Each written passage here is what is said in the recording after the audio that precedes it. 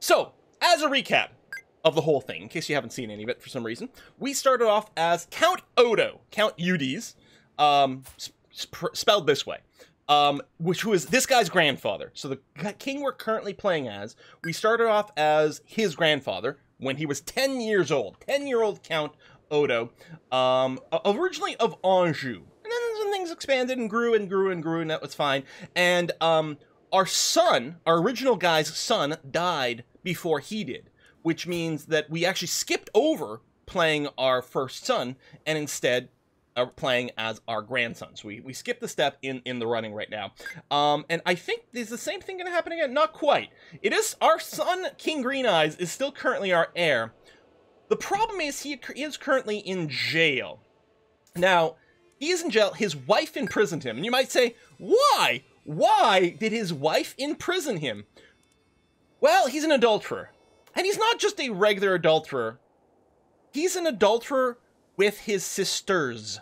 That's right, plural. Both of his twin sisters he was sleeping with. He was sleeping with both of his twin sisters.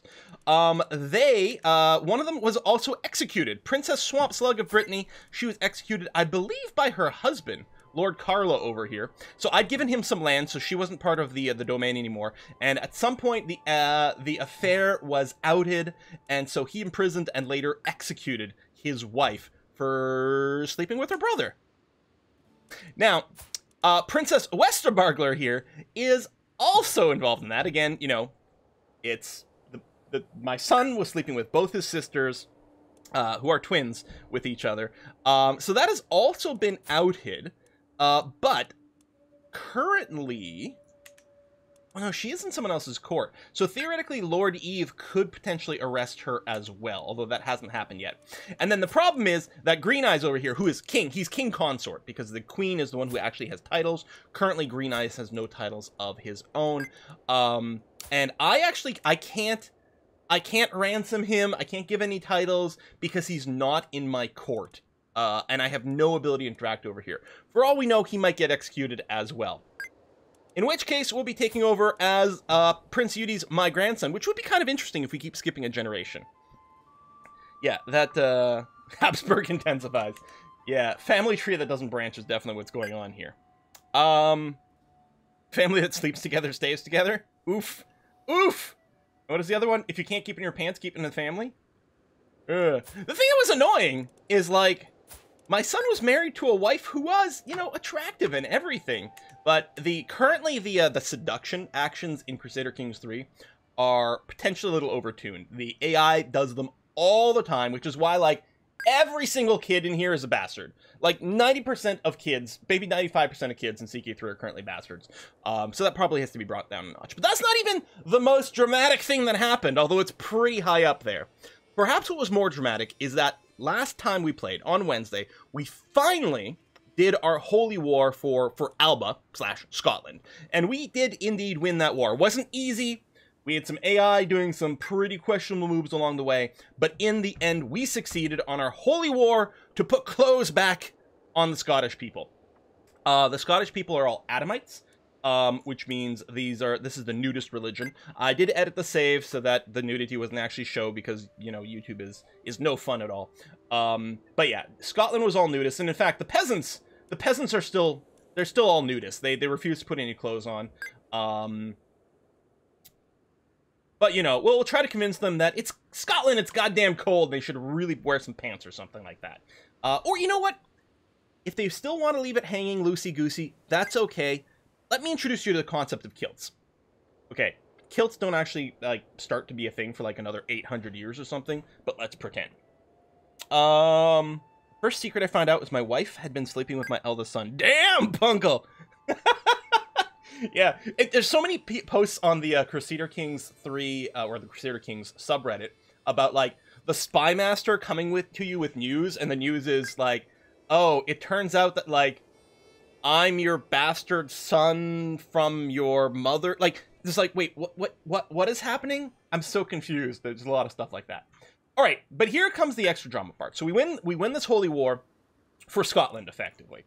And then shortly after, we spontaneously and with no warning or indication, lose something like 90% of Scotland. 90% of Scotland, boom, goes away to well, back to the Kingdom of actual Scotland. Not Alba, but the Kingdom of actual Scotland. And we just spontaneously lose it. And we were a little confused as to why that was. We have since then figured out what the reason for it was. And it's not a bug. Things were working right, or things were working correctly, but maybe not right. Here's what was going on. Because everyone in Scotland was in the territory that is de jure Scotland over here, because everyone here, it was a different culture and religion, right? So that's not the culture. Culture's over here. We've got Gaelic, we've got Pictish, we've got Norse, we've got Scots, and we've got the Adamites. But it was ruled by a French Catholic emperor, well, empress actually, or I should say empire, right? It's a French Catholic empire ruling over Scotland. Complete mismatch of religion and culture. So the peasants were getting kind of cranky, and the peasants were showing up as a faction in here. Well, a faction against my liege, not against me. We're getting to a salient point right here. It was a faction against my liege because I am the king of Brittany, but I was under the thumb of the Empire of Francia. So the Scottish peasants were rebelling against the Empire of Francia, not against me, because it was against the highest level title.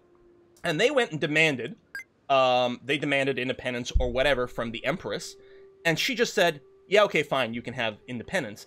And so instantly, most of Scotland was no longer mine. Now, what's annoying about this is it wasn't just the land held by my vassals. So every one of these little individual flags, these are counts that bend the knee to me. These are all counts that bend the knee to me.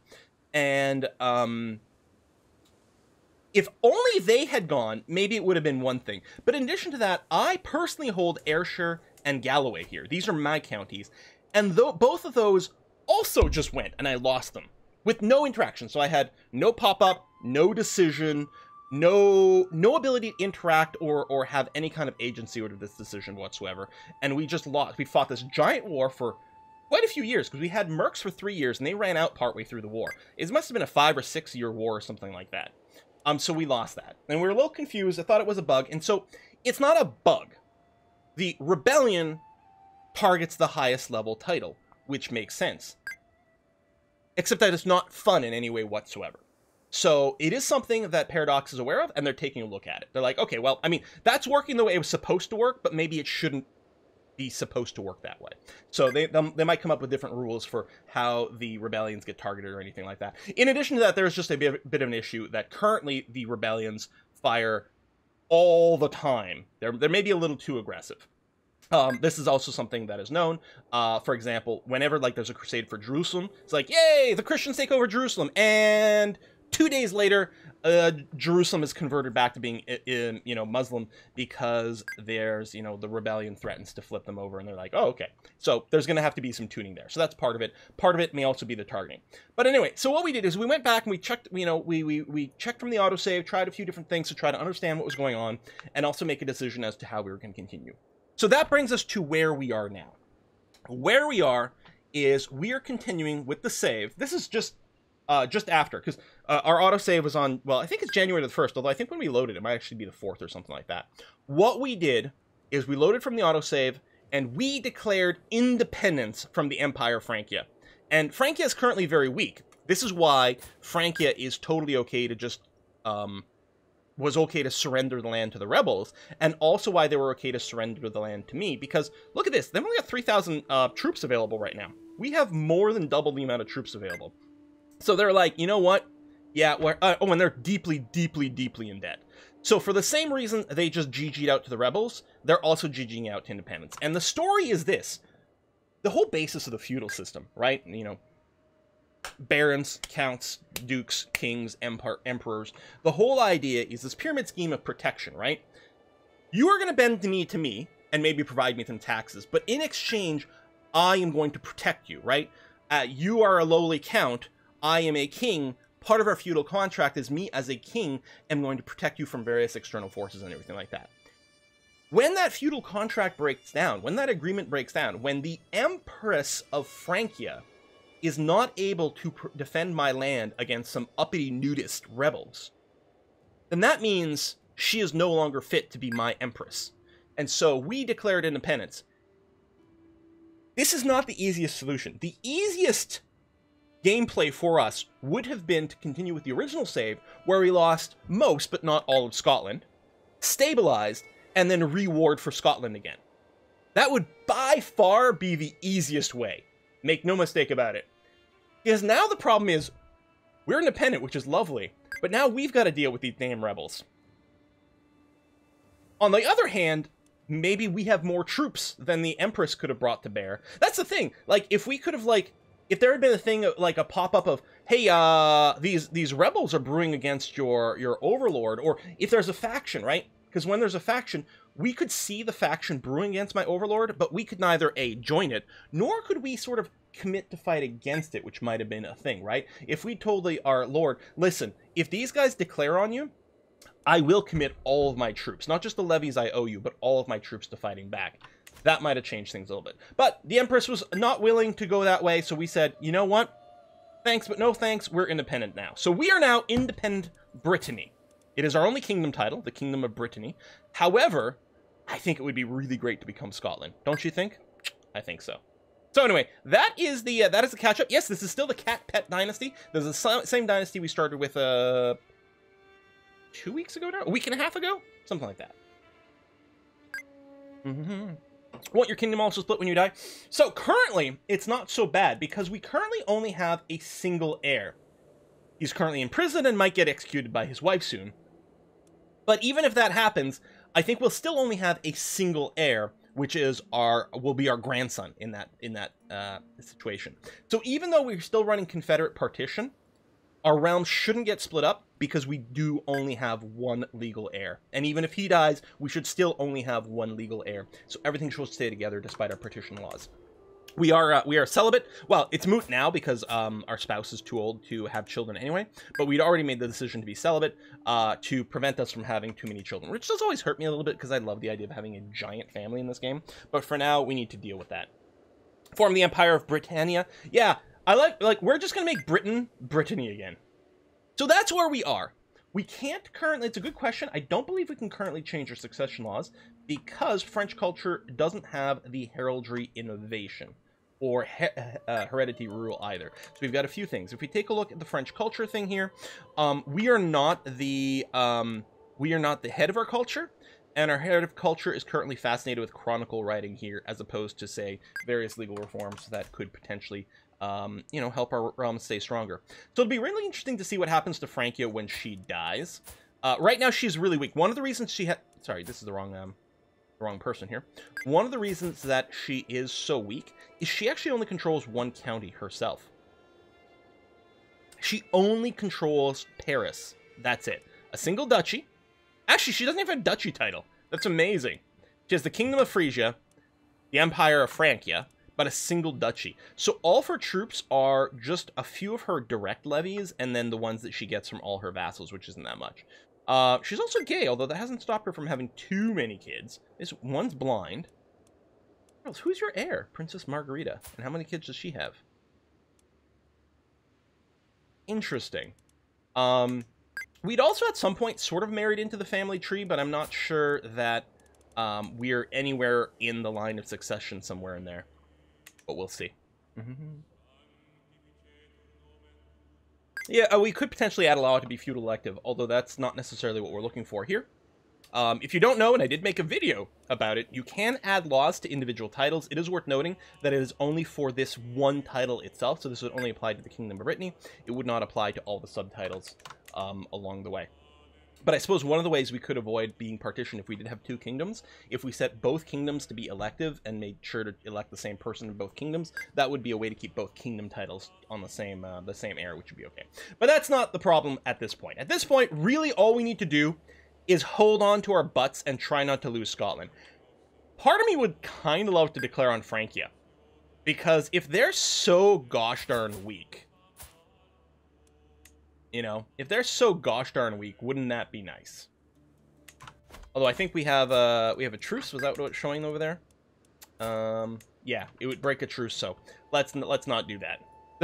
We may have a truce because of the independence thing, right? I declared independence, and it might be in exchange for a truce. Made a mistake of reforming a pagan religion to have maximum babies and reformed the Wendish Empire to feudalism and everything exploded. Another question, no Savory Savoy episode today on YouTube. I finished recording the series. Did I not upload all of them?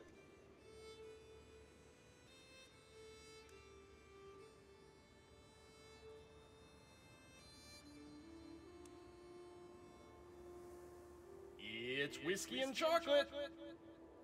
Oh shit. Last one was 68? Yeah, no, I have at least a few more that haven't been uploaded. You know what? Let me just start an upload real quick, and I think the stream will be okay while I do that. And that way, at the end of today's stream, YouTube should have hopefully processed it, and then we'll put those live. My bad. I'm like, what are you talking about? The series is done. What would help is if I uploaded them. Okay, we got some more whiskey and chocolate. Also, a bunch of gift subs apparently. Yeah, from Zretch. Zretch just gifted 50 subs to the channel. It's whiskey and chocolate. That's incredible. Thank you very much, Zretch. Man, that is really generous. And also, again, I just love gift subs. Like, I love the idea of building up the channel with gift subs like that. I think it's really, really cool. Like, I think it's a really good way to grow the community. For those of you who have just been gifted subs, note you can join the subscriber on Discord. Instructions are down below here on Twitch to jump into the Discord channel.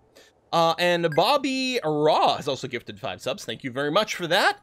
We've also got, just now, we've got some contributions to the Whiskey and Chocolate Fund from Aku, who says 90s beer commercial voice and twins. I don't know the reference. I'm sorry. I'm sorry, Aku. I don't know the reference to this one. Loon Call as well. Too much life going on to catch many streams or vids. Here's some support to make up for it. Thank you very much, Loon Call. Terja, hey Terja. Says, so nude equals bad, sleeping with family members equals okay. Poor former nude Scots now clothed but forced to sleep with their family. No, here's the thing. All those things are lied. No one was actually sleeping with their family members. It's 100% fake news. They made it up. It's a liberal propaganda. That's what it is. It's all a lie. No, my son was not sleeping with my daughters. That would be gross. Totally didn't happen. And no one, thank you very much again here. While we handle Britain, I feel like we should keep up the Green Eyes tradition and betroth his heir to the princess in line to inherit Francia. Now that is a pretty good idea. So yeah, so Green Eyes is married to Queen Constance of Burgundy here, who is the daughter of the previous emperor of Francia. So we married him in here, and that's a good point. We've got Prince Eudes over here, Odo here. However, I don't think I can play matchmaker because he is not in my court. So the only thing I can offer him to get married to would be someone in my court. I can't play matchmaker between him and someone else in Francia, unfortunately. It's just not in the cards. I'd have to maybe invite one of them over here, which could be. I mean, I could invite some claimants or something and marry them that way. But I think we'll just probably wait for now. So we're going to unpause, and we're going to see what happens here. Who am I trying to murder? Oh, no, I'm not trying to murder one. I'm trying to fabricate a hook on the Empress, which we will do. I think the hook was originally before we broke up independence, but we may as well continue and see what we can get out of it. I have seen the Vampire the Masquerade mod for CK3. I'm very eager to give it a try. I don't know how developed it is currently, but it's definitely something we're going to keep an eye on. So we could start some various wars and things, right? It would be pretty easy. We've got titles that can be usurped. We've got a bunch of stuff going on. Ooh, there we go. French tradition embrace. Now, one of the problems here, we're going to be spreading French tradition in Scotland.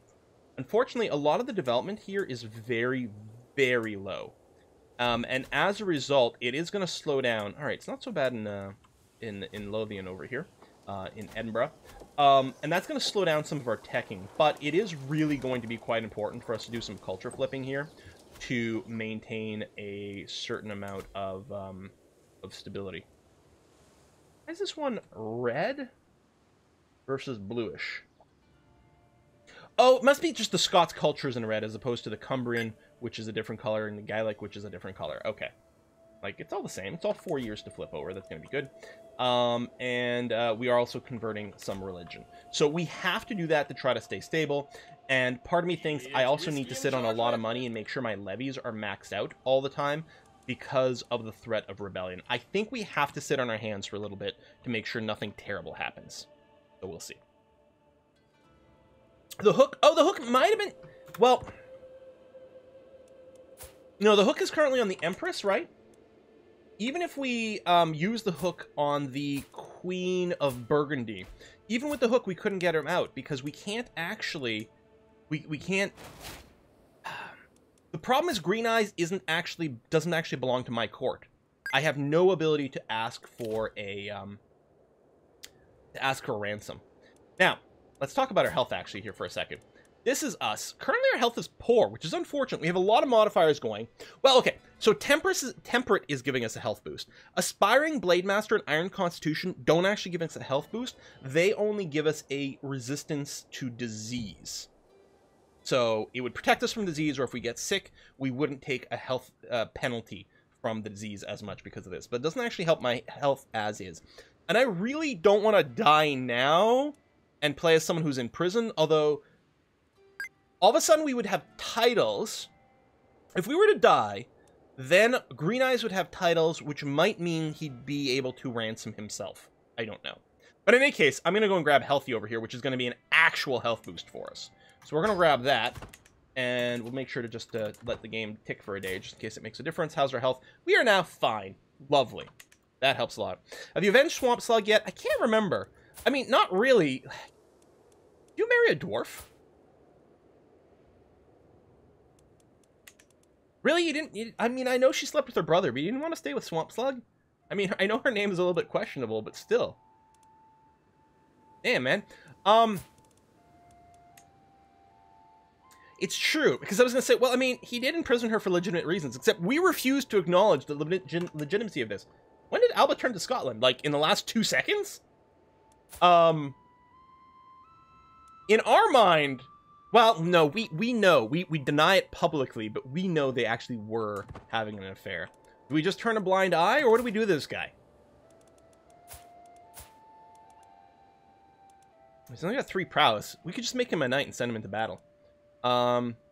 Elusive bastard. The only reason he's got land is because he was married to my daughter, and then he goes and kills her?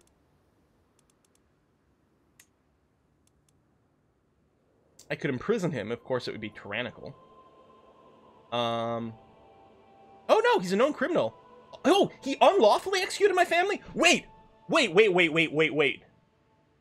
I guess he could lawfully imprison her, but he probably couldn't lawfully execute her anymore.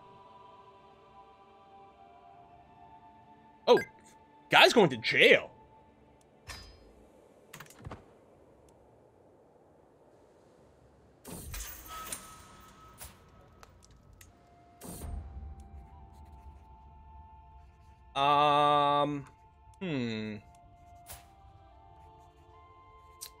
I can't revoke a title now without being tyrannical, right? Yeah.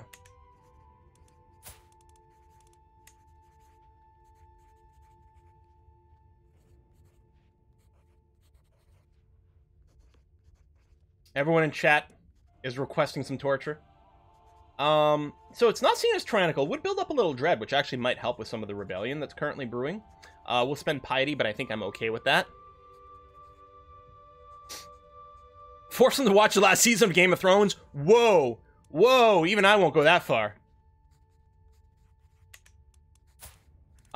Execute, I think, would be full on... Oh no! I can execute him without being viewed as a tyrant.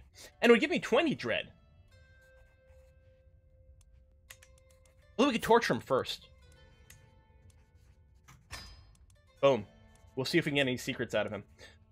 We're going to go and use the option number 1 here for maximum learning experience. He's persuaded. Good. Why complicate matters? There's nothing like the good old rack. Good old rack! Nothing beats that. The sound when bones and sinews snap is quite unforgettable, but not as unforgettable as the pain Lord Carlo is soon to experience. It had to be done. Got a 5% chance of becoming a lunatic. He's going to gain 110 stress. Oh, we didn't get any secrets. Wait, why did it pop up in this guy? Your grandchildren hate you now? Eh. 100 app slug cat pet.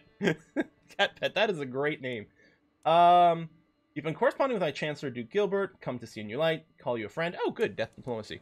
All right. Well, we didn't get any secrets out of him, which is too bad. But we'll go ahead and just execute him now. It is a shame that they got rid of, like, the execution sound effects and things like that. Like, it added a little bit of drama to life. Oh, and he did become a lunatic from the torture. Hey! You can only there's a 5-year cooldown. You can only torture someone once every 5 years. Or as with petting the cat and whatever, I like to think of it as not as something you do once every 5 years, but rather, for the next 5 years, we will be torturing you. But we didn't get a secret out of it, and you know what? He deserves to die because he killed my baby girl. So now your little